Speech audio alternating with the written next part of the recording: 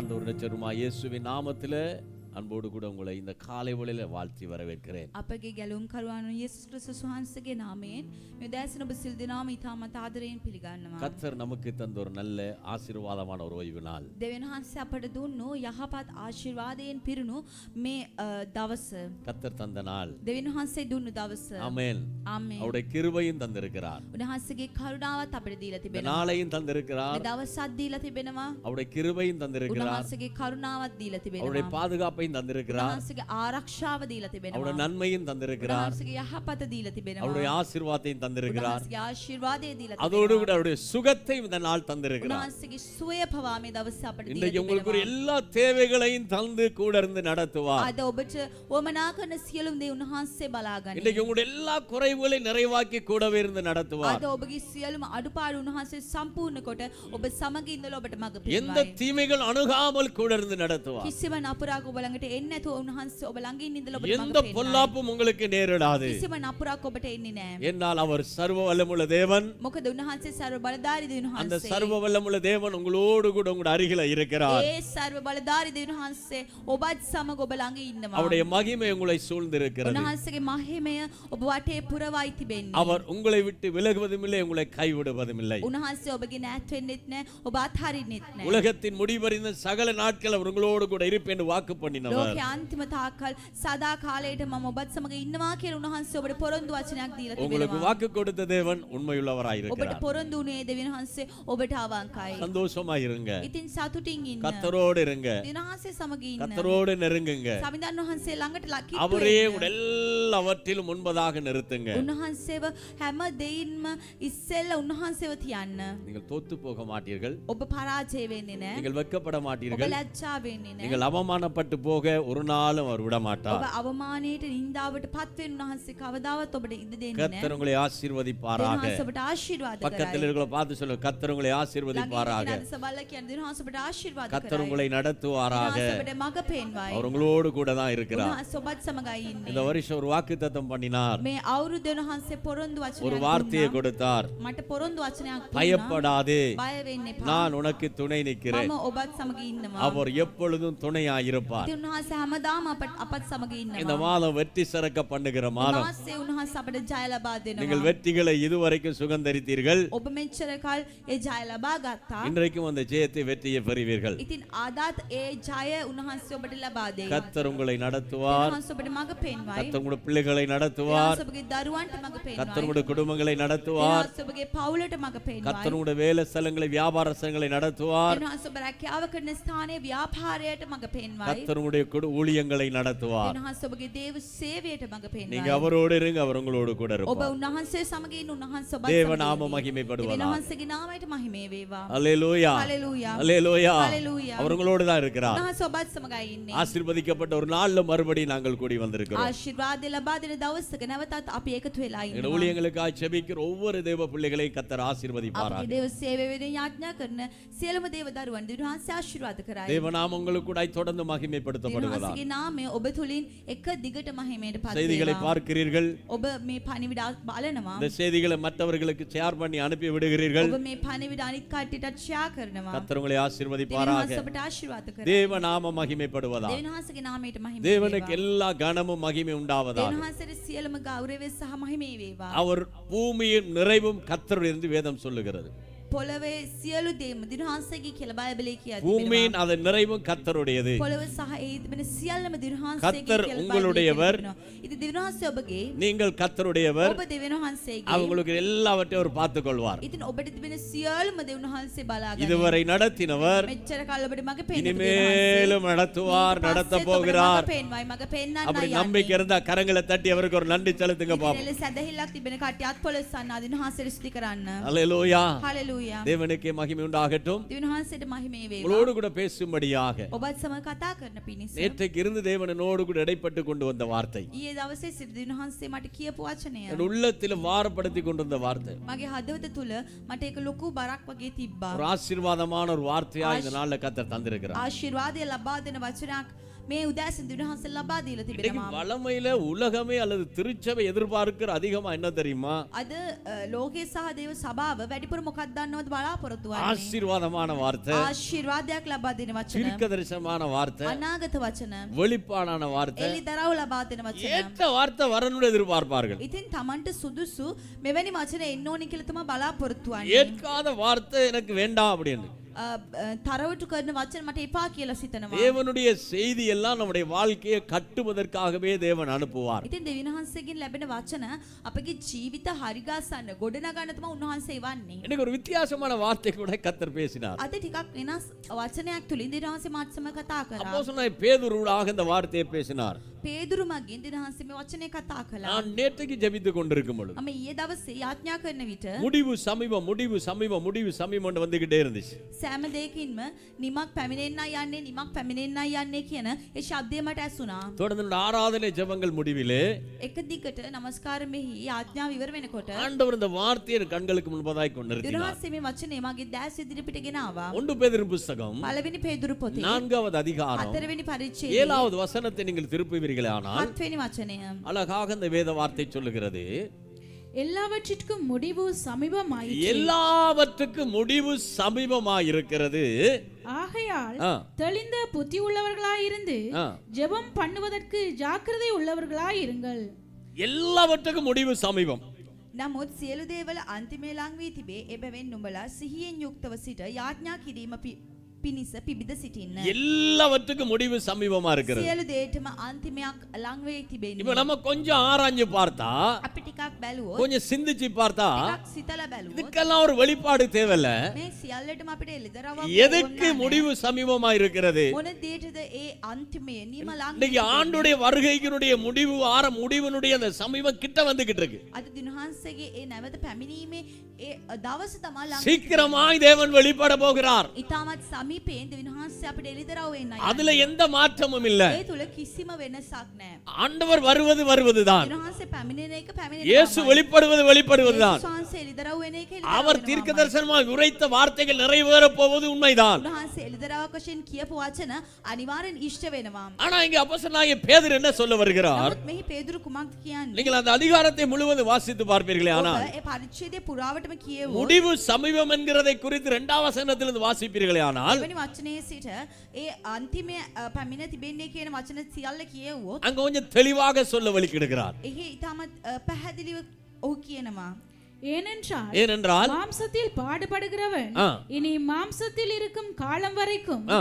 மனுஷனுடைய இச்சைகளின்படி பிழைக்காமல் மனித இச்சைகளின்படி, அதாவது உலக இச்சையின்படி பிழைக்காமல் வாழாமல் தேவனுடைய சித்தத்தின்படியே பிழைக்கத்தக்கதாக, தேவ சித்தத்தின்படி வாழத்தக்கதாக பாவங்களை விட்டோய்ந்திருப்பான்.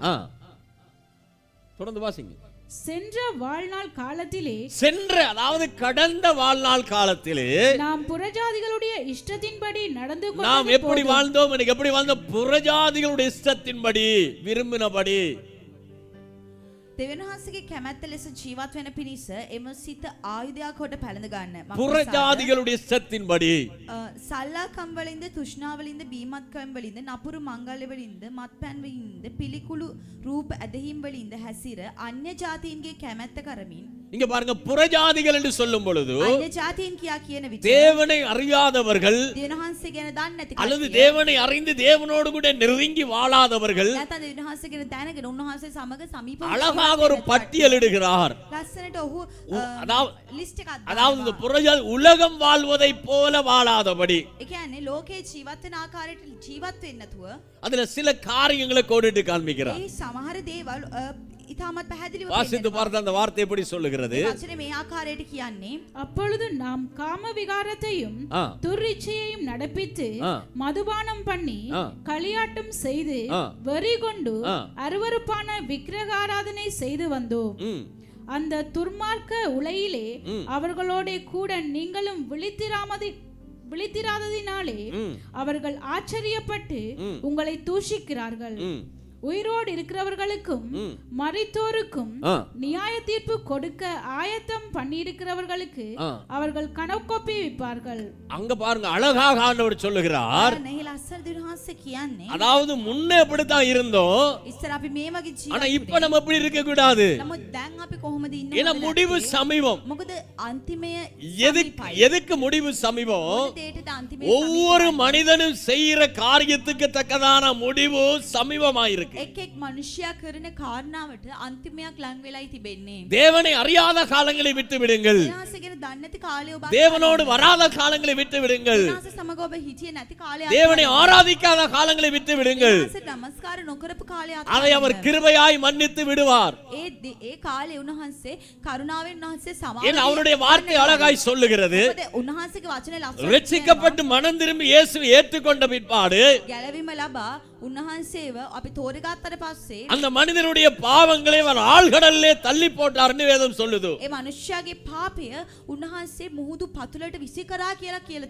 முடிவு சமீபம் உண்மைதான், முடிவில் எந்த மாற்றமும் இல்லை. ஆகவே அழகாக இந்த வார்த்தை அங்கே வர்ணிக்கிறது. உலகம் வாழ்கிற விதமாய் வாழக்கூடாது திருச்சபை. தேவனுடைய பிள்ளைகள் உலகத்தை போல வாழக்கூடாது. தெளிவா ஆண்டவருடைய வார்த்தை சொல்லுகிறது. முடிவு சமீபம். அறிந்தவர்களுக்கு முடிவு சமீபம், தேவனை அறியாதவர்களுக்கு முடிவு சமீபம். அதுதான் அந்த 5ஆம் வார்த்தையில சொல்லுகிறார். 5ஆம் வார்த்தையில சொல்லுகிறார், கணக்கு ஒப்புவிக்கப்பட வேண்டும். கூட்டி கழித்து கணக்கு ஒப்புவிக்கப்பட வேண்டும். உண்மைக்கும் பொய்க்கும் முடிவு வருகிறது. உண்மையாய் வாழுகிறவர்களுக்கும் பொய்யாய் வாழுகிறவர்களுக்கும் முடிவு சமீபமாய் வருகிறது. தேவனுடைய பிள்ளைகள் உண்மையாக வாழ வேண்டும், உண்மையாக இருக்க வேண்டும், உண்மையாய் பேச வேண்டும், உண்மையாய் பழக வேண்டும், உண்மையாக நடக்க வேண்டும். ஆண்டவருடைய வார்த்தை சொல்லுகிறது, உண்மையுள்ள மனிதன் பரிபூர்ணமான ஆசீர்வாதங்களை பெறுவான். அப்ப உண்மைக்கும் பொய்க்கும் ஒரு முடிவு சமீபமா இருக்குது. எப்படி வாழ்றோமோ அதற்குரிய முடிவு தான் உங்களுக்கு கிடைக்கும். நீதிக்கும் அநீதிக்கும் முடிவு சமீபமா இருக்கிறது. இன்றைக்கு பொய்யை உண்மையாக, உண்மையை பொய்யாக புரட்டி வாழுகிற உங்களுக்கு ஒரு முடிவு சமீபம்.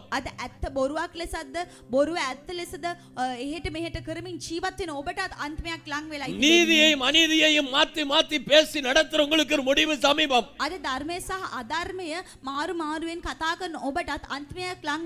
உலகத்தில் உள்ளவர்களா இருக்கலாம், அல்லது தேவனை அறிந்து தேவனோடு வாழ்கிறவர்களா இருக்கலாம்.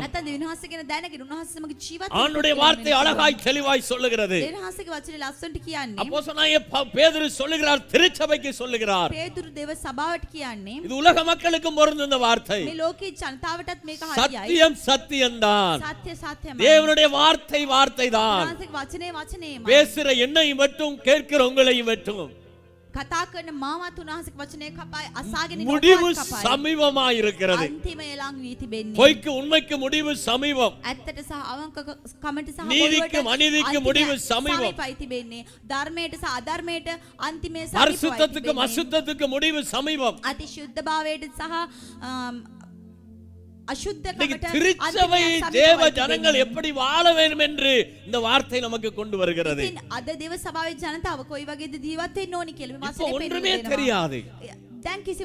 இந்த உலகம் ஒரு நாடக மேடை மாதிரி நடிக்கிற மாதிரி நிறைய நடிப்புகள் நடந்துகிட்டே இருக்கிறது.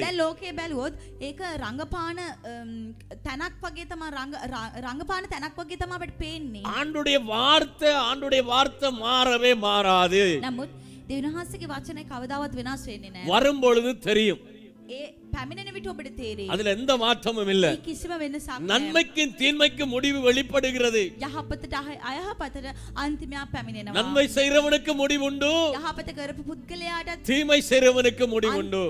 නපුර කරපු පුද්ගලයාටත් உண்மையா வாழ்றவனுக்கு முடிவுண்டு, අවංකව ජීවත් වෙන කෙනාට பொய்யா வாழ்றவனுக்கு முடிவுண்டு. බොරුවේ ජීවත් වෙන කෙනාටත් நீதியா வாழ்றவருக்கு முடிவுண்டு, ධර්මයේ තුල ජීවත් වෙන කෙනාටත් அநீதி செய்து கொண்டு வாழ்றவருக்கு முடிவுண்டு. අධර්මයෙන් යුක්තව ජීවත් වෙන කෙනාටත් பரிசுத்தமா வாழ்றவருக்கு முடிவுண்டு, අතිශුද්ධව ජීවත් වෙන කෙනාටත් அசுத்தமா வாழ்றவருக்கு முடிவுண்டு. අශුද්ධකමේ ජීවත් වෙන කෙනාටත් பொறாமையா வாழ்றவனுக்கு முடிவுண்டு, ඊර්ෂ්‍යාවෙන් ජීවත් වෙන කෙනාටත් எரிச்சலோடு வாழ்றவனுக்கு முடிவுண்டு. වංචාවෙන් ජීවත් වෙන කෙනාටත් வெளிச்சத்துக்கு முடிவுண்டு, එළියට අන්තිමයක් තිබෙනවා. இருளுக்கு முடிவுண்டு. අතුරට අන්තිමයක් எதை செய்றீங்களோ, මොන මොන දේද කරන්නේ நம்ம எதை செய்யறோமோ මොන මොන දේවල් அதற்கு ஒரு முடிவு வரும்.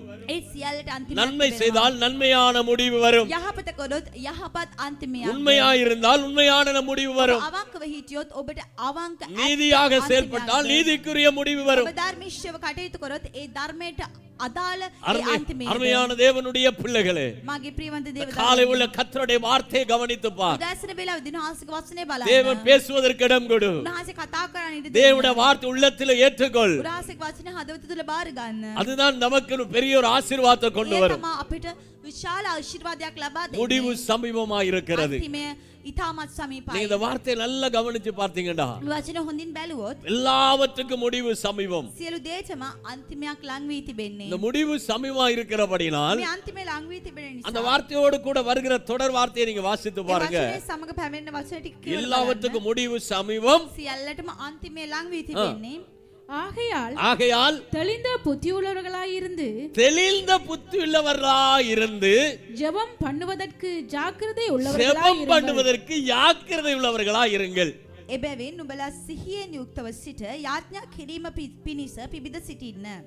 ரெண்டு காரியம் இங்க வெளிப்படுகிறது. බලන්න මේ කාරණා දෙකක් පෙන්නලා அப்ப அந்த දෙනවා. முடிவு நல்லதா இருக்கணும்னா நல்லா ஜெபிச்சுக்கின்றீங்க. ඉතින් අපගේ අන්තිමේ යහපත් වෙන්න ඕනේ නම් හොඳින් යාඥා කරන්න. ஒரு ஆமென் சொல்லுங்க பாப்போம். ආමෙන් කියන්න இந்த බලන්න. ஜெபம் ஒண்ணு ஒரு நாளும் தவறான வழிக்கு கொண்டு போக விடாது. මොකද යාඥාව කවදාවත් ඔබව වැරදි මාර්ගයට යන්න ඉඩ දෙන්නේ නැහැ. சமீபத்துல ஒருவர் என்னை வந்து சந்தித்தார்.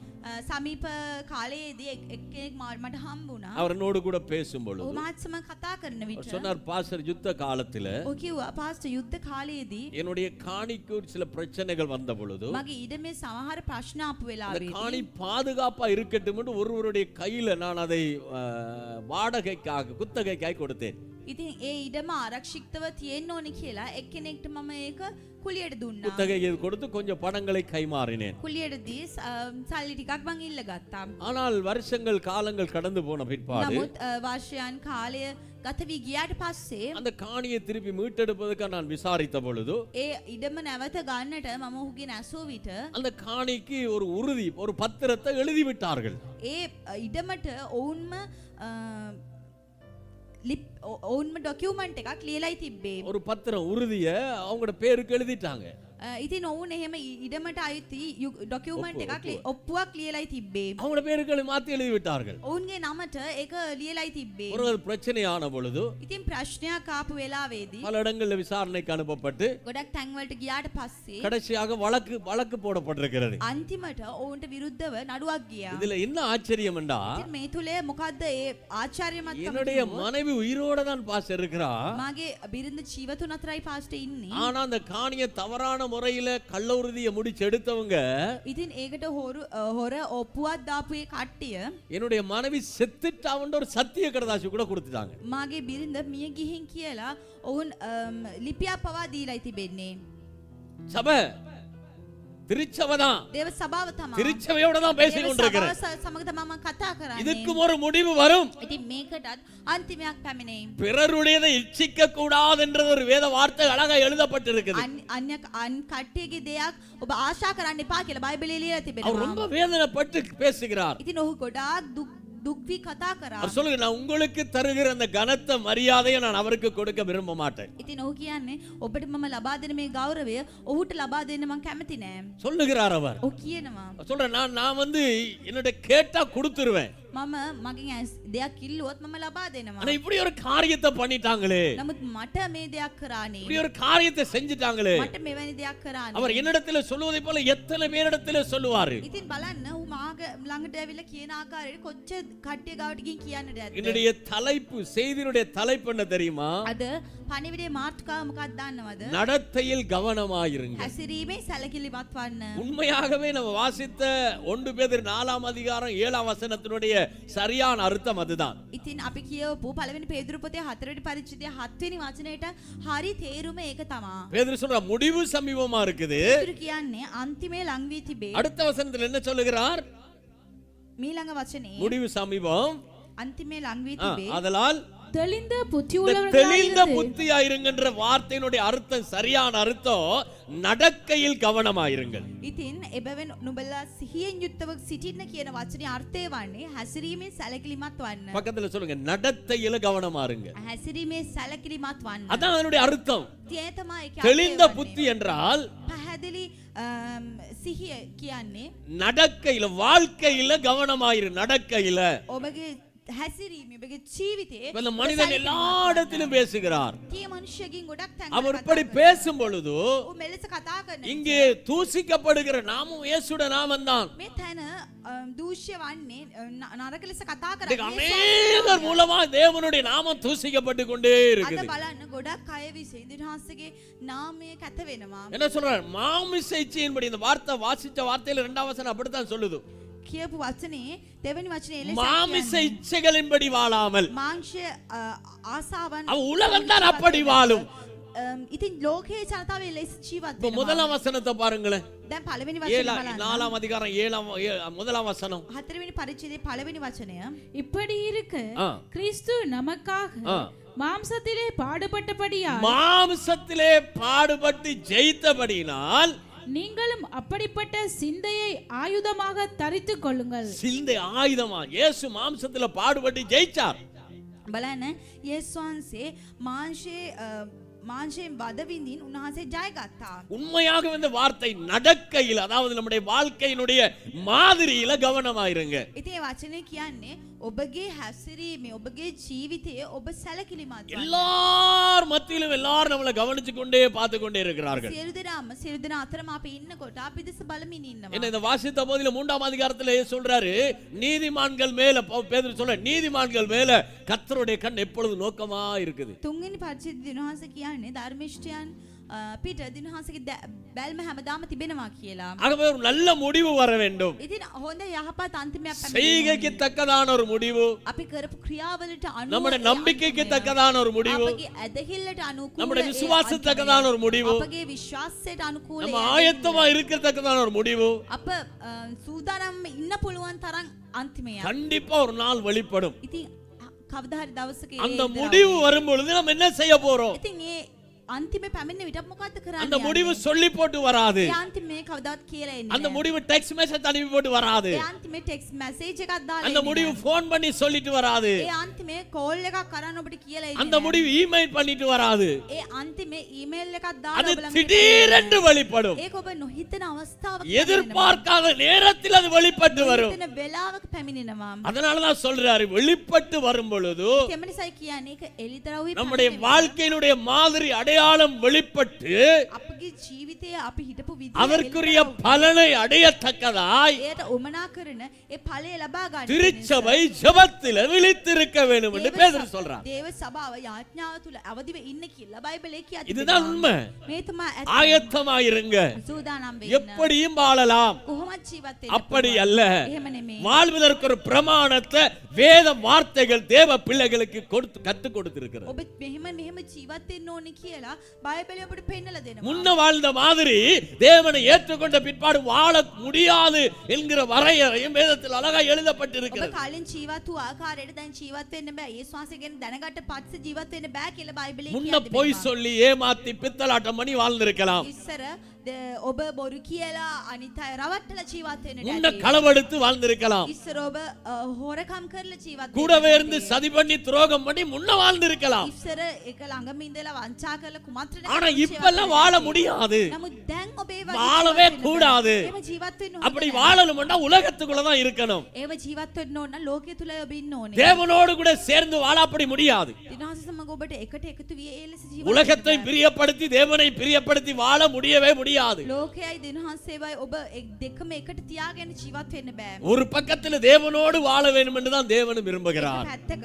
දිනහන්සේ උන්වහන්සේ සමග ජීවත් වෙන්න ඕනේ කියලා ආස இந்த முடிவினுடைய விளைவை குறித்து ஒரு காரியத்தை காண்பித்து தொடர்ந்து நாளங்கால கடந்து போய் சொல்ல விரும்புகிறேன். ඉතින් මේ අන්තිමේ ඔබට ලැබෙන දේ ගැන ප්‍රතිඵලය ගැන මම දෙයක් පෙන්නන්න முடிவு යන්නේ. எப்படி வரும்? අන්තිමේ කොහොමද පැමිණෙන්නේ? முடிவு வரும்பொழுது ஜனங்கள் எப்படி பாடு வேதனைப்படுவார்கள்? ඒ අන්තිමේ පැමිණෙන විට ජනතාව කොයි වගේ පීඩාවක් විඳීද? அந்த முடிவு வெளிப்படும் பொழுது எப்படி பதட்டப்படுவார்கள்? ඒ අන්තිමේ පැමිණෙන විට කොයි වගේ ඔවුන් හැසිරෙයිද? மத்த 25ஆம் அதிகாரத்தில் ஒரு சம்பவம் அழகா எழுதப்பட்டிருக்கிறது. මතේ පොතේ 25 වෙනි පරිච්ඡේදයේ எல்லாவற்றுக்கும் முடிவு வரப்போகுது. සියල්ලටම නිමක් පැමිණෙනවා. உட நம்பிக்கைக்கு விசுவாசத்துக்கு காத்திருப்புக்கு முடிவு வரப்போகிறது. ඔබගේ ඇදහිල්ලට ඔබගේ විශ්වාසයට ඔබගේ බලාපොරොත්තුවට நீங்க செய்து கொண்டிருக்கிற நன்மைக்கு முடிவு வரப்போகிறது. කරන යහපතට අන්තිමයක් පැමිණෙන්නයි. 25ஆம் அதிகாரம் 6ஆம் வசனம் தொடங்கி 10ஆம் வசனம் வரைக்கும் கவனிச்சு பாருங்க. 25 වෙනි පරිච්ඡේදයේ 6 වෙනි වචනේ සිට 10 වෙනි වචනේ දක්වා நடுராத்திரியிலே நடுராத்திரியிலே இதோ மணவாளன் வருகிறார், ஆ. அவருக்கு எதிர்கொண்டு போக புறப்படுங்கள் என்கிற சத்தம் உண்டாயிற்று. அப்பொழுது அந்த கன்னிகைகள் எல்லாரும் எழுந்திருந்து தங்கள் தீவட்டிகளை ஆயத்தப்படுத்தினார்கள். புத்தி இல்லாதவர்கள் புத்தி உள்ளவர்களை நோக்கி, உங்கள் எண்ணெயில் எங்களுக்கு கொஞ்சம் கொடுங்கள், எங்கள் தீவட்டிகள் அணைந்து போகிறதே என்றார்கள். புத்தி உள்ளவர்கள் பிரதியுத்தரமாக, அப்படி அல்ல, எங்களுக்கும் உங்களுக்கும் போதாததினால்படி நீங்கள் விற்கிறவர்களுக்கு போய் உங்களுக்காக வாங்கிக் கொள்ளுங்கள் என்றார்கள். அப்படியே அவர்கள் வாங்க போனபோது மணவாளன் வந்துவிட்டார். ஆயத்தமாய் இருந்தவர்கள் அவரோடே கூட கல்யாண வீட்டுக்குள் பிரவேசித்தார்கள். கதவும் அடைக்கப்பட்டது. முடிவு என்னவது? බලන්න අන්තිමේ මොකක්ද? நல்ல முடிவை கவனிங்க. ඉතින් බලන්න අන්තිමේ தெளிந்த புத்தி அங்க இருக்குதுல்ல. ඒ තිබෙනවා නේද ඒ නුවණ. அதான் இந்த வார்த்தையில சொல்ற, தெளிந்த புத்தி உள்ளவராயிருங்க. முடிவு சமீபம். ඔබ ඉතාමත් පැහැදිලி නුවණින් தெளிவா இரு. පැහැදිලිව ඉන්න. தேவனுடைய வருகையினுடைய முடிவு எப்பவும் வரலாம். මොකද දෙවියන් වහන්සේගේ ඒ පැමිණීම කවදා වුණත් ඔබට සිද්ධ எந்த நேரத்திலும் வரலாம். ඕන වෙලාවෙ වුණත් උන්වහන්සේ அது பகல்ல தான் வரும், ඒ දවල්ලේ அது பின்னேரத்துல வரும், ඒ හවසේ காலையில ஜெப நேரத்துல வரும். ඒ උදෑසන යාඥා කරන யாருக்குமே தெரியாது. කිසිම කෙනෙක් இங்க பாருங்க, ஒரு ஆயத்தமா இருக்கிறாங்க. දැන් බලන්න සූදානම් වෙලා ඉන්නවා. 10 கன்னி ஆயத்தமா இருக்கிறாங்க. කන්‍යාවන් 10 දෙනා සූදානම් எத்தனை பேர் වෙලා ஆயத்தமா ඉන්නවා. இருந்தாங்க? නමුත් එකෙන් කී දෙනෙක්ද ඇත්තටම එතන බෑ. සූදානම් වෙලා හිටියේ? 5 பேர் ஆயத்தம். 5 දෙනෙක් සූදානම් වෙලා 5 பேர் ஆயத்தம் இல்ல. 5 දෙනෙක් සූදානම්. அதனால முழு திருச்சபைக்குமாய் ஆண்டவருடைய வார்த்தை வருகிறது. ඉතින් ඒ සේව සභාවටම முடிவு විනාශය සමීපව. පැමිණෙනවා. අන්තිමේ ලං වී அங்கே நடுராத்திரில மணவாளன் வந்ததை போல බලන්න එදා මධ්‍යම රාත්‍රියේදී நீங்கள் நானும் அறியாத ஒரு நேரத்துல ඔබත් මමත් දන්නේ முடிவு வெளிப்பட போகிறது. අන්තිමේ පැමිණෙන්නයි යන්නේ. நன்மை செய்தால் நன்மைக்குரிய முடிவு வெளிப்படும். යහපත කරොත් යහපතට උමනා කරන தீமை செய்தால் தீமைக்குரிய முடிவு வெளிப்படும். කළොත් නපුරට හරියන ஏன்னா எதை விதைக்கிறானோ எதை செய்யறானோ அதைத்தான் பெறுவான். මොකද මොන දේද ඔහු කරන්නේ මොන දේද වපුරන්නේ ඒ තමයි ඔහු අස්වැන්නක් ලෙස නෙලා ගන්න. செய்கைக்கு தக்கலானதான் கணக்கு ஒப்புவிக்கப்படும். ඔහු කරන දේට තමයි ඔහුට ඒ ගණන් දෙන්නට සිද්ධ எல்லாம் වන්නේ. கணக்கு எல்லாம் கூட்டப்படும். සියලුම ගණන් එකතු කරනවා. செய்தெல்லாம் கூட்டப்படும். කරපු සියල්ල එකතු කරනවා. கூட்டி போடுங்க, கழிக்கப்படும் கடைசியில. අන්තිමේට ගණන් කරලා ඒ දේවල් ගණන් வரவு அதிகமா இருக்குதா செலவு அதிகமா இருக்குதா? ඔවුන් බලනවා පැමිණිපු දේ වැඩිද නැත්නම් වියදම් කරපු வரவு වැඩිද நன்மையும் செலவு தீமையுமாய்.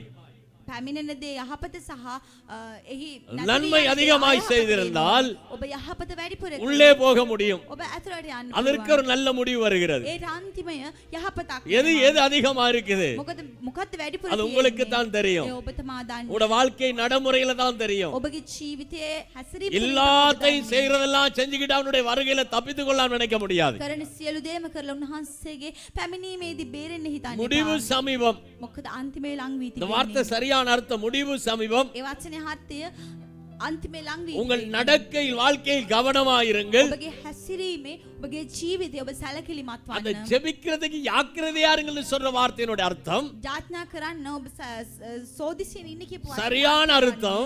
හරි අර්ථය වගේ. ஜெபத்தில விழித்து இரு. ඔබ යාඥාව තුල අවදිව ඉන්න. ஒரு ஆமை சொல்லுங்க பாப்போம். ආමෙන් කියන්න அப்ப බලන්න. எப்படித்தான் நம்ம இருக்கணும் என்று தேவன் விரும்புகிறார். ඉතින් කොයි වගේද අපි ඉන්න ඕනි කියලා දෙවියන් වහන්සේ இந்த කැමති. பகுதி எப்படி இருக்கணும் என்று நமக்கு கூறுகிறது. මේ කොටස කොයි වගේද අපි ජීවත් වෙන්න ඕනි කියලා අපිට පෙන්නලා දෙන්නේ. 8ாம் வசனத்தை கவனிங்களேன். 8 වෙනි වචනේ බලන්න. 4ாம் அதிகாரம் 8ாம் வசனம். පළවෙනි පේදුරු 4 වෙනි පරිච්ඡේදය 8 වෙනි வேதம் වචනය. சொல்லுகிறது. බයිබලයේ කියන්නේ எல்லாவற்றிற்கும் மேலாக எல்லாவற்றுக்கும் மேலாக முடிவு சமீபம். கண்டிப்பா முடிவு வருது. நல்லதா கெட்டதா நமக்கு தெரியாது. ஆனா எல்லாவற்றுக்கும் மேலாக ஒருவரில் ஒருவர் ஊக்கமான அன்புள்ளவர்களாய் இருங்கள். ஒருவரில் ஒருவர் ஊக்கமான அன்புள்ளவர்களாக திருச்சம் இருக்க வேண்டும். அப்போஸ்தலனாகிய பேதுரு எழுதுகிறார். අරත් ප්‍රේමයේ පෞරාශයක් වසන බැවින් සියලු දේවලට වඩා එකිනෙකා කෙරෙහි බලවත් ප්‍රේමයක් ඇතුව සිටින්න. ஊக்கமான அன்பு. බලවත් ප්‍රේමයක්. உதாசீனமான அன்பு அல்ல. නිකන් ගණන් ගන්න නැති ප්‍රේමයක්. பட்சபாதமான அன்பு அல்ல. එහාට මෙහාට බලලා කරන ප්‍රේමයක් නෙමෙයි. ஆக்களை பார்த்தும் அல்ல. කෙනෙක් බලලා කරන ප්‍රේමයක් නෙමෙයි. ஊக்கமான அன்புள்ளவர்களாக ஒருவரோடு ஒருவர் பழகுங்கள் என்று தான் வேதம் சொல்லுகிறது. බලවත් ප්‍රේමයකින් එක් එක්කෙනා සමග ඔබ ඉන්න කියලා තමයි බයිබලයේ කියලා තිබෙන්නේ. நன்மை செய்கிறவனை எவ்வளவாக அன்பு செய்கிறீர்களோ அதே விதமாய் தீமை செய்கிறவனை அன்பு செய்யுங்கள். ඉතින් ඔබ යහපතක් කරන පුද්ගලයෙක්ට කොයිතරම් ආදරයක් ප්‍රේමයක් පෙන්නනවාද ඒ තරම් ආදරයක් ප්‍රේමයක් නපුර කරන කෙනාට இந்த ஊக்கமான அன்புன்னா என்ன தெரியுமா? මේ බලවත් ප්‍රේමය කියන්නේ මොකක්ද அது දන්නවද? சரியான காரியம் என்னவென்றால் හරිම තේරුම වන්නේ 1 யோவான் 2ாம் அதிகாரம் 5ாம் வசனத்துல நீங்க பார்ப்பீங்கடா පළවෙනි ජොහන් පොතේ දෙවෙනි පරිච්ඡේදයේ ஊக்கமான அன்பு என்றால் என்ன? බලවත් ප්‍රේමය කියන්නේ කුමක්ද? அதை சரியாக அந்த வார்த்தை இந்த பகுதியில் இந்த வார்த்தை கவனித்து காண்பிக்கிறது. මේ වචනේ බලන්න. அவருடைய வசனத்தை கைக்கொள்ளுகிறவரிடத்தில் தேவ அன்பு மெய்யாகவே பூரணப்பட்டிருக்கும். தேவனுடைய அன்பு எப்படி இருக்குமா? බලන්න දෙවියන්ගේ ප්‍රේමය කොයි වගේද තියෙන්නේ? பூரணப்பட்டதா இருக்கும். ஆமென். දෙවියන්ගේ ප්‍රේමය සම්පූර්ණ වී තිබේ. பூரணமானது. සම්පූර්ණ වී තිබේ. அப்படினா முழுமையானது. කියන්නේ සම්පූර්ණ ඔක්කොම ஊக்கமான அன்பு என்பது முழுமையாக செலுத்தப்பட வேண்டியது. ඒ බලවත් ප්‍රේමය කියන්නේ ඒක සම්පූර්ණයෙන් ලබා දෙන්න ඕනේ. தேவையானவர்களுக்கு ஒரு விதம், தேவையற்றவர்களுக்கு ஒரு விதம் அல்ல. අපිට උවමනා කට්ටියට ඒක විදියකටත් උවමනා නැති පුද්ගලයන්ට තවත් විදියකට அதை இன்னும் கொஞ்சம் தெளிவாக வெளிப்பாடாக வெளிச்சமாய் சொல்லுகிறார் ரோமர் 12:9. ரோமපතේ 12 වෙනි පරිච්ඡේදය 9 වෙනි වචනේ මේක තවත් පැහැදිලිව කියනවා. அழகாக இன்னும் கொஞ்சம் ஆழமா அந்த வார்த்தையை பார்க்குமானால் තවත් පැහැදිලිව බැලුවොත් உங்கள் அன்பு உங்கள் மாயமற்றதாக அன்பு மாயமற்றதாக இருப்பதாக. ප්‍රේමය වංචා රහිත වේවා.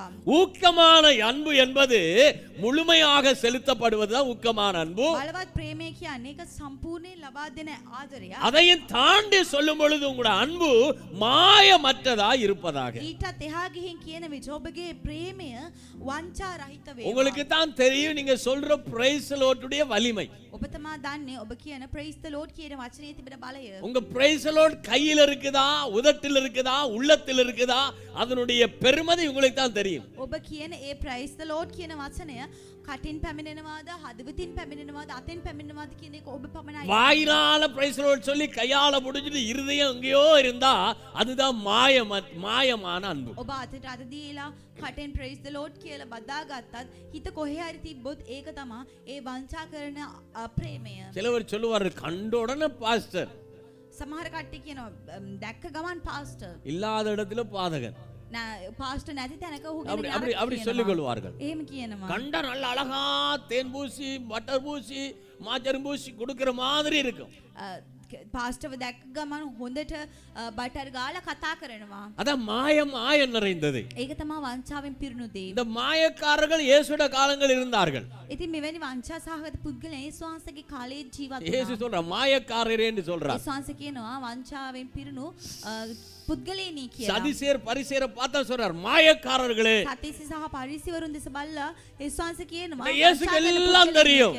මොකද යේසුස් ஆனா மக்களால இனம் காண முடியல. பரிசேர் சதிசேர் அவ்வளவு பெருமதியா இருக்காங்க, மக்களால இனம் காண முடியல. නමුත් ඒ හිටපු ජනතාවට ඒ දේ සොයා ගන්න බැරි වුණා. මොකද පරිසි සදිසිවරුන් එහි ඉතාමත් වැදගත් அப்ப எப்படித்தான் நம்ம இருக்கணும்னு அப்போஸ்தலனாகிய பேதுரு சொல்றார் தெரியுமா? ඉතින් කොහොමද ඇත්තටම අපි ජීවත් වෙන්න ඕනේ? முடிவு சமீபமா இருக்கிறபடியால், අන්තිමය සමීපව முடிவு வெளிப்பட போ இருக்கிறபடியால் අන්තිමේ එල්තරව වෙන உங்களுடைய அன்பு மாயமற்றதாக இருக்கட்டும். ඔබගේ ප්‍රේමය වංචාවෙන් පිරුණු නැති நீங்க செலுத்துற அன்பு, பாராட்டுற அன்பு முழுமையானதா இருக்கட்டும். ඔබ කරන ප්‍රේමය, ඔබ දෙන ප්‍රේමය ඉතාමත් සම්පූර්ණ இது ප්‍රේමයක් ரெண்டு වෙන්න ඕනේ. சேர்த்து தான் அந்த ஊக்கமான வார்த்தையை உள்வாங்குறது. ඉතින් මේ දෙකම එකතු කරලා තමයි ඒ වචන අප තුළට පැමිණෙන්නේ. மாயமற்ற அன்பை தான் தேவன் எதிர்பார்க்கிறார். වංචා රහිත ප්‍රේමයක් තමයි දිනහසේ இந்த බලාපොරොත්තු மாயம் இல்லாத மாயமற்ற அன்பு இயேசுவிடத்தில் அழகாக சிலுவையில் அறையப்பட்டிருக்கும் பொழுது வெளிப்பட்டது. මේ මායාකාර නැති වංචා නැති ඒ ආදරය ඇත්තම ආදරය ස්වාමීන් කුරුසියේ ඉන්න විට අපිට බලන්න පුළුවන්. நமக்கு அப்படி ஒரு சூழ்நிலை வந்தா நம்ம அப்படி வர மாட்டோம். මොකද අපිට එහෙම තත්ත්වයක් ආවොත් අපි එහෙම කරන්නේ නැහැ. எல்லாவற்றையும் செஞ்சவன், සියලු දේම කරපු அடித்தவனையும் ගහපු කෙනාව துப்புனவனையும் කෙල ගහපු அவரை කෙනාව ஏளனமாய் பேசினவனையும் උන්වහන්සේට සමච්චල් කරපු அவருக்கு කෙනාව விரோதமாய் செயல்பட்டவனையும் උන්වහන්සේට විරුද්ධව விழாவில කටයුතු කරපු குத்தினவனையும் උන්වහන්සේට ගහපු பார்த்து කෙනාව ஒரே ஒரு வார்த்தை சொல்றார், பிதாவே.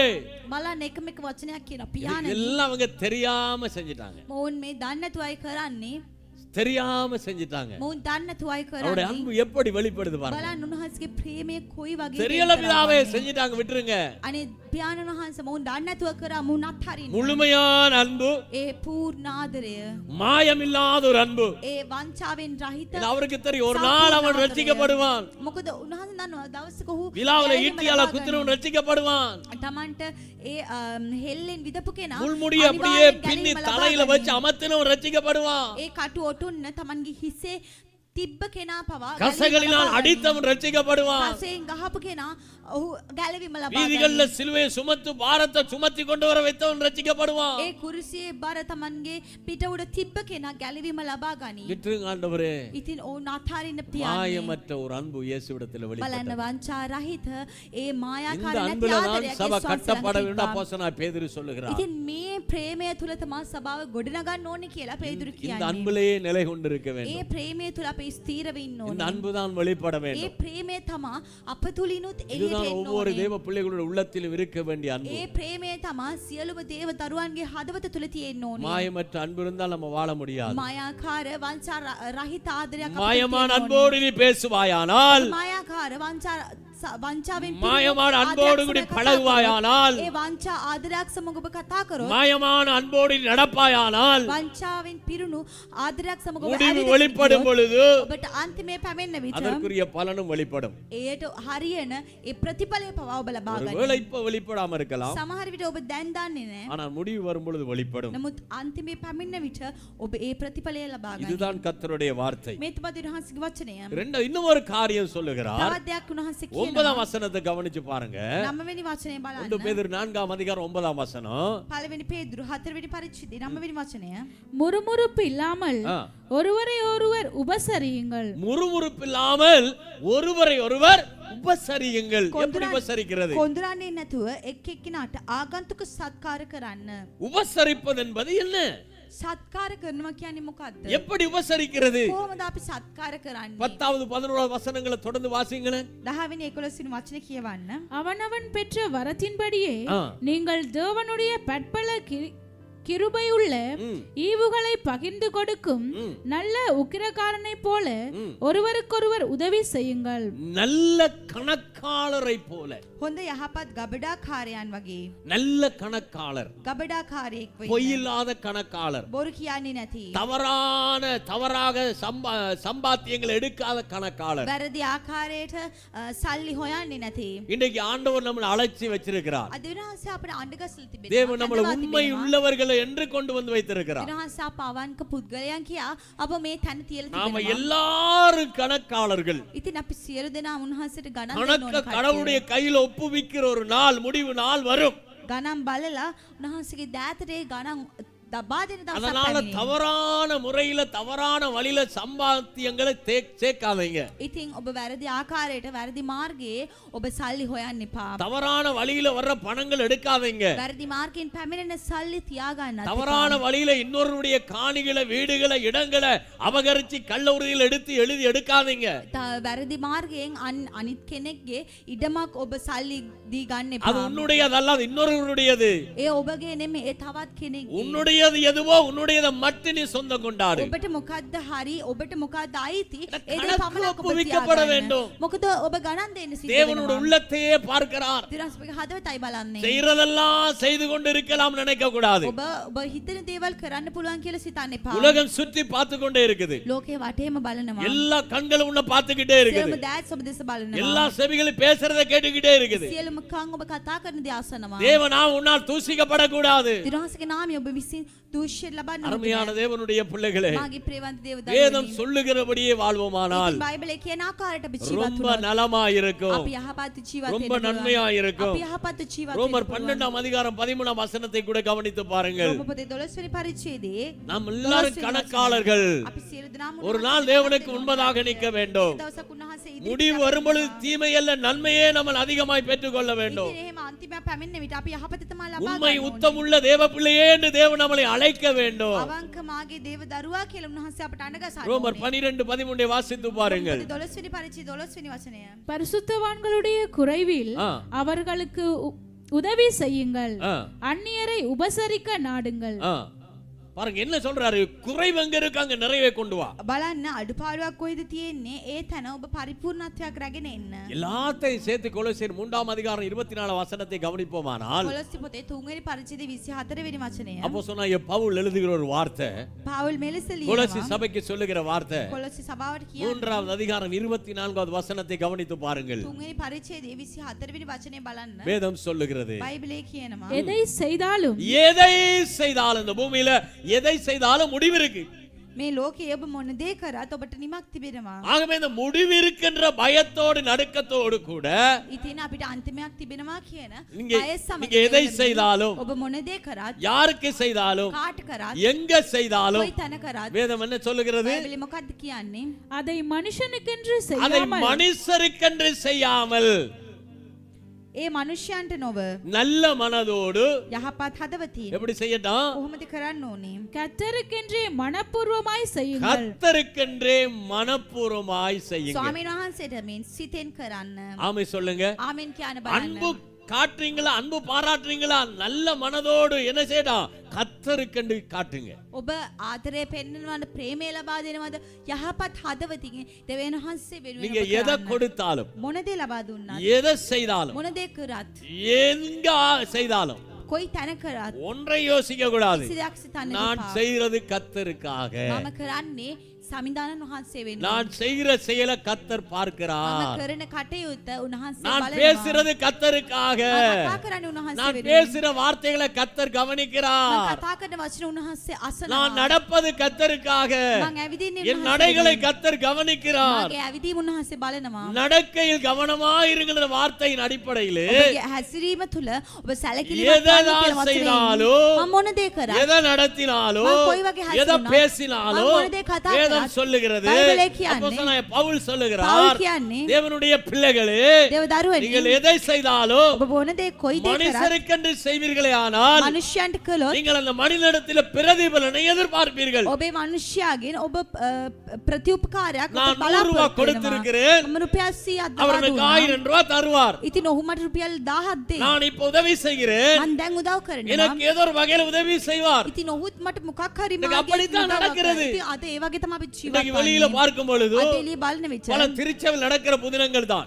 ගොඩක් දේව සභාවන් වල සිද්ධ லண்டன்ல වෙනවා. கனடாவில் அமெரிக்காவில் இருந்து யாராவது ஊழியக்காரங்க வந்துட்டாங்கன்னா ලන්ඩන් සිට කැනඩා දේශයේ සිට කවුරු හරි දේව සේවකයෙක් அவங்கள පැමිණියොත් தூக்கி தலையில வச்சுட்டு ஆடுறாங்க ஆட்டம் பாருங்க. ඔවුන්ව හිස උඩ තියාගෙන නටනවා. ஆனா ஒண்ணுமே இல்ல, ஒரு மண்ணும் இல்ல. නමුත් කිසිම දෙයක් என்ன නැහැ. தெரியுமா, මොකද්ද දන්නවද? அமெரிக்க டாலர், එහි තිබෙන dollar, Canada dollar, Canada dollar, Australia dollar, Australian இந்த ඩොලර්. பார்வை தான் இருக்குது ஒழிய ඉතින් මේ බැල්ම තමයි வேறொரு තිබෙන්නේ. பார்வையும் இல்ல. වෙන කිසි බැල්මක් නැහැ. மனுஷன். මනුෂ්‍යයන්. ஆனா தேவன் என்ன சொல்றார், නමුත් ඊළඟට මොකක්ද அவருடைய කියන්නේ? வார்த்தை என்ன சொல்லுது, උන්වහන්සේගේ වචනේ நீ මොකක්ද எதை කියන්නේ? பார்த்தாலும் எதை செய்தாலும் எதை கவனிச்சாலும் ඔබ මොන දේ කරත් මොන දේ බැලුවත් මොන දේ සැලකිලිමත් யார කරත් கனம் பண்ணினாலும் කාට ගෞරව කරත් மனுஷருக்கென்று செய்யாத, මනුෂ්‍යයා වෙනුවෙන් කරන්න එපා. பட்சபாதமாய் செய்யாத, ඔබ බලලා කරන්න பாகுபாடோடு එපා. செய்யாத, ඔබ බෙදා බල කරන්න එපා. கர்த்தருக்கென்று செய். දිනහස වෙනුවෙන් முடிவு කරන්න. சமீபம். මොකද අන්තිමේ ලං முடிவு வரும் பொழுது අන්තිමේ පැමිණෙන විට கர்த்தருக்கென்று செய்ததை நன்மையாய் நீ அறிந்து கொள்வாய். දිනහස වෙනුවෙන් ඔබ කරපු දේ යහපත් ඵලය ඔබ ලබා ගන්න. மனுஷனுக்கு செஞ்சா எதிர்பார்ப்போடு செய்வீங்க. මනුෂ්‍යයන් වෙනුවෙන් කරොත් බලාපොරොත්තුවක් සමග තමයි ඔබ යම් කිසි දෙයක් கர்த்தருக்கு කරන්නේ. செய்யுங்க. නමුත් ඔබ දිරහාස්‍ය වෙනුවෙන් திரும்ப அந்த කරන්න. வசனத்தை வாசிப்போம். නැවතත් ඒ වචනේ කියවමු. எதை செய்தாலும் எதை செய்தாலும் அதை மனுஷனுக்கென்று செய்யாமல் அதை மனுஷனுக்கென்று செய்யாமல் கர்த்தருக்கென்றே மனப்பூர்வமாய் செய்யுங்கள். மனப்பூர்வமாய் செய். නුඹලා කරන කොයි දෙයක් නමුත් මනුෂ්‍යයන් නොව ස්වාමින් වහන්සේට මෙන් සිතෙන් කරන්න. ராமே சொல்லுங்க. ආමීන් කියන්න බලන්න. மனப்பூர்வம். සිතෙන් කරන්න. அதான் நம்முடைய ஊக்கமான உண்மையான மாயமற்ற அன்பு. ඉතින් ඒක තමයි අපගේ ඇත්ත අවංක වංචා තොර ඒ ආදරය. பட்சபாதம் இல்லாத அன்பு. එක් එක්කෙනා දිහා වෙනස්කම් බලන්නේ பூரணமான ආදරය. முழுமையான அன்பு. සම්පූර්ණ ආදරය. ஒருவருக்கு ஒருவர் வித்தியாசமா இல்லாமல் එක් එක්කෙනාට විවිධාකාරයේ இருக்கிறவருக்கு ஒரு விதம் இல்லாதவருக்கு விதம். තිබෙන කෙනාට එක විදියකට නැති කෙනාට එක විදියකට. அப்படி இல்ல. එහෙම නොවේ. அப்படி இல்ல. එහෙම නොවේ. மனப்பூர்வமாய் හදවතින්ම தேவனுடைய அன்பை மனப்பூர்வமாய் விதைங்க. දිනහස්සගේ ප්‍රේමය හදවතින්ම වපුරන්න. தேவனுடைய அன்பை மனப்பூர்வமாக வெளிப்படுத்து. දිනහස්සගේ ප්‍රේමය හදවතින්ම ඔබ එළිදරව් කරන්න. இதைத்தான் தேவன் விரும்புகிறார். ඉතින් මේ දේ තමයි දිනහස්සේ ආස முடிவு சமீபமாய் இருக்கிறது. අන්තිමේ ලං වී තිබෙන්නේ. கடைசி அந்த வார்த்தை சொல்லுகிறது අන්තිමේ වචනේ කියන්නේ ஜெபத்திலே விழித்திருங்கள். ඔබ යාඥාව තුල අවදි 1 பேதுரு 4 அதிகாரம் 7 வசன கடைசி பகுதி. පේදුරු පොතේ 4 පරිච්ඡේදය 7 ஜெபத்திலே වචනේ ஜாக்கிரதையாய் இருங்கள் என்று சொல்லப்பட்ட வார்த்தையுடைய சரியான அர்த்தம். ඔබ යාඥාව තුල අවදිව සිටින්න කියන வார்த்தை අර්ථය වන්නේ விரும்பினா வாசிங்க இந்த வார்த்தையை. ඒ වචනේ ஜெபம் பண்ணுவதற்கு ஜாக்கிரதை உள்ளவர்களாய் இருங்கள். இதனுடைய அர்த்தம் சரியான அர்த்தம் என்னவென்றால் ஜெபத்திலே விழித்திருங்கள். ඒ හරි අර්ථය වන්නේ යාඥාව තුල ඔබ අවදි அப்படினா වෙන්න. ஜெபம் பண்ணிக்கொண்டே இருங்க. ඒ කියන්නේ ඔබ එක දිගට ஜெபம் යාඥා இல்லாம இருக்காதீங்க. යාඥාව නවත්තන්න එපා. ஜெபத்தை விட்டுறாதீங்க. යාඥාව අත්හරින්න එපා. ஜெபத்தை குறைச்சிராதீங்க. යාඥාව අඩු කරන්න என்ன එපා. நடந்தாலும் මොන දේ සිද්ධ වුණත් ஜெபம் இருக்கட்டும் உடைய வாழ்க்கையில. ඔබගේ ජීවිතය තුල යාඥාව ஒவ்வொரு තියෙන්න நாளும் ඕනේ. ஜெபம் இருக்கட்டும். හැමදාම යාඥාව இருட்டோடு அதிகாலையில ஜெபிக்கட்டும். උදෑසන නැගිට වේලසන 7 යාඥා நாளும் வாயிலிருந்து ஜெபம் வெளியில வரணும். දවස් 7ේම ඔබගේ කටෙන් යාඥාව පිට වෙන්න 7 நாளில் உட்கார்ந்து இருக்கிற வாழுகிற இடத்துல ஜெபம் வெளிப்படணும். දවස් 7ේම ඔබ ඉන්න ස්ථානයේ ඒ යාඥාව පැමිණෙන්න ඕනේ. ஜெபத்தில விழித்திருந்தாலுடைய அர்த்தம் 7 நாள் நீ தொடர்ந்து ஜெபிச்சுக்கிட்டே இருக்கணும். යාඥාව තුල අවදි වෙ ඉන්න කියන්නේ දවස් 7ම ඔබ යාඥා කරන්න ඕනේ. ஜெபத்தில விழித்திரு. යාඥාව තුල අවදි වෙ ඉන්න. ரோமர் 12:12ல சொல்றார் ஜெபத்தில உறுதியாயிரு. රෝමපතේ 12 වෙනි පරිච්ඡේදය 12 වෙනි වචනේ කියන්නේ යාඥාව තුල ඔබ ස්ථීර වෙ ඉන්න. கொலோசியர் 4:2ல இடைவிடாமல் ஜெபத்தில இரு. කොලොස්සේ පොතේ 4 වෙනි පරිච්ඡේදය දෙවෙනි වචනේ ඔබ නොනවත්වා ජෙබத்தில යාඥා வெளிப்பாயிரு. කරන්න. යාඥාව තුල අවදි වෙ ஜெபத்தில ඉන්න. உறுதியாயிரு. යාඥාව තුල ඔබ තදින් ඉන්න. இடைவிடாமல் ஜெபித்துக் கொண்டிரு. ඔබ නොනවත්වා යාඥා ஏன்னா කරන්න. முடிவு சமீபம். මොකද අන්තිමේ ලං වී முடிவு තිබෙන්නේ. எப்படி வருமோ தெரியாது. අන්තිමේ කොයි වගේ පැමිණෙන්ද කියලා දන්නේ செய்கைக்கு නැහැ. தக்கன முடிவு தான் வரும். ඔබ කරපු ක්‍රියාවට අනුකූල சில பேர் අන්තිමයක් තමයි சில பேர் ලැබෙන්නේ. ஜெபிக்க வருவார்கள். සමහර කට්ටිය යාඥා කරන්න පැමිණෙනවා. ஓஎல் பரீட்சை எழுதின பிற்பாடு O level exam එකෙන් පස්සේ ஏஎல் பரீட்சை எழுதின A பிற்பாடு level exam එකෙන් පස්සේ யூனிவர்சிட்டி எக்ஸாம் எழுதின பிற்பாடு university exam එකෙන් வந்து පස්සේ சொல்லுவார்கள் ඇවිල්ලා කියනවා அநேகமா நான் வெளி திருச்சபையில போகும்போது இந்த ஜெப குறிப்பு வரும். මම වෙනත් සභාවන් වලට ගියාම මේ මෙවැනි යාඥා කරන්න කියලා එනවා. எதுக்காக ஜெபிக்கணும்டா? ඇයි යාඥා කරන්න ඕනේ? பாஸ் நான் ஓஎல் எக்ஸாம் எழுதிட்டேன் அதுக்காக ஜெபம் பண்ணுங்க பாஸ் பண்ணி மார்க்ஸ் வரணும். ඉතින් ඔවුන් කියන්නේ පාස් මම O level exam එක ලියලා ඉන්නේ මට පාස් වෙන්න ඕනේ මට හොඳ රිසල්ට් එකක් එන්න ஒரு ඕනේ කියලා. விதமான ஒரு கஷ்டமான ஒரு ஜெபம் எனக்கு இது. ඒක ගොඩක් අමාරු යාඥාවක්. நான் ஏஎல் எக்ஸாம் எழுதிட்டேன் பாஸ்டர் நல்ல ரிசல்ட்ஸ் வரணும் பாஸ்டர் பாஸ் பண்ணணும்னு ஜெபம் பண்ணுங்க. මම A level exam එක ලිව්වා පාස්ටර් මට හොඳ ප්‍රතිඵලයක් ලැබෙන්න ඕනේ. ඉතින් මට යාඥා இந்த කරන්න ජෙබ කියලා எப்ப ඉන්නවා. මේ යාඥාව කවදද දෙන්න ඕනේ? எக்ஸாம் எழுத முதல் வந்திருக்கணும். එක්සෑම් එක ලියන්න කලින් එන්න ඕනේ. எழுதி போட்டு வந்து என்ன இயேசு மேஜிக் பண்றாரா? ඔබ ලියලා ආවට පස්සේ ඒ සංසේ මැජික් කරනවද? இன்னைக்கு அநேகமான இயேசு ஜெபத்துல மேஜிக் நடத்தணும்னு விரும்புறாங்க. අද ගොඩක් කට්ටිය ඒ ස්වාංශේ යාඥාව තුලින් මැජික් කරන්න ඕනි කියලා සිතනවා. எதை செய்தோமோ அதுக்குத்தான் பிரதிபலன் வரும். අපි මොකද්ද කරන්නේ? ඒකට අනුකූල ප්‍රතිඵලයක් තමයි අපිට ලැබෙන්නේ. இயேசு ஒரு நாளும் கள்ள வேலை செய்ய மாட்டார். ඒ ස්වාංශේ කවදාවත් හොර වැඩ කරන්නේ නැහැ. சிலவர் இங்க இருந்து கள்ளத்தனமா போட்ல வெளிநாட்டுக்கு போயிடுவாங்க. අනිත් සමහර කට්ටිය මෙහින් හොරට බෝට්ටුවේ නැගලා පිටරට යනවා. கள்ளத்தனமா விமானத்திலயும் காசு செலவழிச்சு வெளிநாட்டுக்கு போ பிளான் பண்ணுவாங்க. පිටරට හොර සල්ලි දීලා පවා යන්නට සැලසුම් කරනවා. எனக்கிட்ட வரும் ஜெப குறிப்புகள். මට පැමිණෙනවා යාඥා பாஸ்டர், කරන්න நாங்க வந்து කියලා. கனடா போட் ரெடி பண்றோம் பிளான் பண்றோம். පාස්ටර් අපි කැනඩාවට යන්න තමයි සූදානම් உங்க වන්නේ. ஜெபத்துல தாங்குங்க. ඉතින් ඔබගේ යාඥාව තුළ ඔබ ඒක ගන්න. அப்படி நாங்க அங்க போயிட்டோம்னா முதல் மாச சம்பளத்தை நான் உங்க சர்ச்சுக்கு அனுப்புவேன். මම ගියාට පස්සේ පළවෙනි මාසේ පඩි ඔබට එවන්නම්. அங்க இருக்கிற கர்த்தருக்கு சித்தமா போறது அப்படி. මම අහන්නේ දිනහස කැමතිද ඔබ යන්නේ ඒකට? அதுக்கு பதில் இல்ல. ඒකට උන් ළඟ පිළිතුරක් ஏன்னா නැහැ. போ பிளான் பண்றதே கள்ள வழியில. මොකද ඔවුන් යන්නට සූදානම් වෙන්නේ වැරදි මාර්ගයෙන්. இன்னைக்கு தவற சத்தியம் தெரியல, අද ඔවුන් සත්‍ය ගැන දන්නේ නැහැ. புரியல, ඔවුන්ට තේරෙන්නේ தெளிவில்ல. නැහැ. ඔවුන්ට පැහැදිලිකමක් நீ නැහැ. உட்கார்ந்திருந்து ஜெபிய, ඔබ ඉඳගෙන ඉඳලා යාඥා කරන්න. வீட்ல உட்கார்ந்திருந்து ஜெபிய. ඔබ ඉඳගෙන ඉඳලා යාඥා ஆண்டவரே කරන්න. நான் லண்டனுக்கு போக ரெடி ஆகுறேன், ඔදිනහන්සවම ලන්ඩන් යන්න මම සූදානම් වෙනවා. நான் போற வழியெல்லாம் நீங்க ஆயத்தம் பண்ணி நான் நேர்மையா போகணும், ඉතින් මම යන ඒ මාර්ගයම මම අවංකව යන්න ඕනේ. நான் சரியான வழியில போகணும் මම கர்த்தாவே. හරි මාර්ගයෙන් යන්න ඕනේ. அப்படி ஜெபம் பண்ணுங்களேன். එහෙම යාඥා කරන්න. எல்லாம் விட்டுட்டு ஜெபத்தை கொண்டு ஏங்கிட்ட போறது. හැමදේම අත්හල්ල දාලා යාඥාව நானும் தவறா ஜெபிக்கிறதே இல்ல. මමත් වැරදි යාඥා எனக்கு කරන්නේ. தவறுன்னு தெரியுதானே, මොකද වැරදි කියලා මට තේරෙනවා. பிள்ளைன்னு தெரிஞ்சா பிள்ளைதான். වැරදි කියලා තේරුනොත් වැරදිම තමයි. எழுதினதற்கு முடிவு வரும். ඉතින් ඔබ ලියපු දෙයට තමයි ඔබට ප්‍රතිඵලය எழுதும்போது ලැබෙන්නේ. நல்லா ஜெபம் பண்ணுங்க, ඔබ ලියන්න කලින් හොඳට எல்லா යාඥා කරන්න. பாடத்தையும் வச்சு ஜெபம் பண்ணுங்க. ඔක්කොම සබ්ජෙක්ට්ස් තියාගෙන යාඥා எழுதி කරන්න. போட்டு ஜெபிக்காதீங்க, ඔබ ඒක ලිව්වට පස්සේ යාඥා කරන්න එපා. போகும்போது ஜெபிங்க. ඔබ යන්නට කලින් යාඥා முடிவு කරන්න. வந்தே ஆகும்தான். මොකද ඔබට අන්තිමයක් ලැබෙයි. எதுக்கு முடிவு வரும்? කෝකටද අන්තිමයක් ලැබෙන්නේ? செஞ்சதுக்கு முடிவு வரும். ඔබ කරපු දෙයට ප්‍රතිඵලයක් பேசினதுக்கு ලැබේ. முடிவு வரும். ඔබ කතා කරපු දෙයට ප්‍රතිඵලයක් வாழ்ந்ததுக்கு ලැබේ. முடிவு ඔබ வரும். ජීවත් වුණු දෙයට ප්‍රතිඵලයක් ලැබේ. ஆகவே என்ன சொல்றாருன்னா, ඉතින් උන්වහන්සේ මොකක්ද කියන්නේ? ஜெபத்துல விழித்திரு, ඔබ යාඥාව තුල අවදි වෙන්න. ஜெபத்துல உறுதியாயிரு, යාඥාව තුල ඔබ ස්ථීර වෙන්න. இடைவிடாமல் ஜெபித்து නොනවත්වාම යාඥා කරන්න. எல்லாவற்றுக்கும் முடிவு சமீபமாயிரு. සියලු දේටම අන්තිමයක් සමීපව ලං වී 1 තිබෙන්නේ. பேதுரு 4:7 திரும்ப வாசித்து. පළවෙනි පේදුරු පොතේ 4 වෙනි පරිච්ඡේදය 7 වෙනි වචනය. 1 பேதுரு 4 அதிகாரம் 7 வசனம். පළවෙනි පේදුරු පොතේ 7 වෙනි පරිච්ඡේදයේ வார்த்தை எப்படித்தான் 4 වෙනි පරිච්ඡේදයේ 7 වෙනி වචනය. எல்லாவற்றிற்கும் முடிவு சமீபமாயிற்று. எல்லாவற்றுக்கும் எல்லாருக்கும் முடிவு சமீபமாயிருக்கிறது. ஆகையால் ஆகையால் தெளிந்த புத்தி உள்ளவர்களாயிருந்து நடக்கையில் கவனமாயிருங்கள், ஜெபம் பண்ணுவதற்கு ஜாக்கிரதை உள்ளவர்களாயிருங்கள். ஜெபத்திலே விழிப்பாயிருங்கள். නමුත් සියලු දේවල් අන්තිමේ ලං වී තිබේ. එබැවින් නුඹලා සිහියෙන් යුක්තව සිට යාඥා කිරීම இதுதான் இந்த පිණිස வார்த்தையினுடைய පිබිද ආශිර්වාදம். සිටින්න. ඉතින් මේ තමයි වචනේ முடிவு ආශිර්වාදය. சமீபம், අන්තිමේ ලං වී முடிவு තිබේ. வரப்போது, අන්තිමේ පැමිණෙන முடிவை යන්නේ. விரும்பினாலும் விரும்பாட்டியும் பெற்றுக்கொள்ளணும். අන්තිමේ ඔබ කැමති වුණත් අකමැති වුණත් ලබා ගන්න என்றால் நீங்க වෙන්නේ. செய்ததுக்குரிய கூலி பலன் முடிவு. මොකද ඔබ කරපු දේ කුලිය තමා ඒ ප්‍රතිඵලය. ஆகவே உங்களுக்கு தெரியும், ඉතින් ඔබ දන්නවා உங்க வாழ்க்கையினுடைய நடைமுறைகள் ඔබගේ ජීවිතය ඔබ කරන දේවල් மாதிரியாக வாழுங்க.